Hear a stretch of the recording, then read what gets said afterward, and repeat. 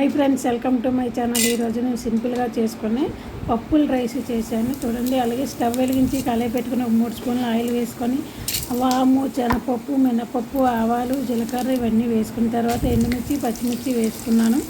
ఇవన్నీ వేసుకొని ఒకసారి ఫ్రై చేసి ఉండాలి చూడండి ఫ్రెండ్స్. అలాగే నేను ముందుగానే అన్నం ఉడికించి పెట్టుకున్నాను. ఆ అన్నం అనేది కళాయిలో వేసుకున్నాను.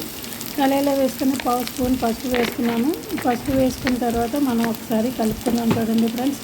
ఇదంతా కలుపుకోవడం అయిపోయిన తర్వాత మీకు చూపిస్తున్నాను. నేనైతే మొత్తం కలుపుతూ ఉన్నాను. కలుపుకోవడం అయిపోయిన తర్వాత చూపిస్తున్నాను. అలాగే ఈ రైస్లోకి సాంబార్ పొడి వేసుకోవాలి. టేస్ట్ అనేది అప్పుడే బాగుంటుంది. అలాగే టేస్ట్ తగినంత ఉప్పు వేసుకున్నాం.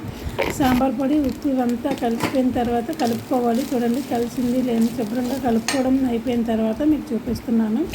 అలాగే మీకు ఈ వీడియో కానీ నచ్చినట్టయితే లైక్ చేయండి ఫ్రెండ్స్. ఓకేనా? చూడండి ఫ్రెండ్స్. Okay friends, bye.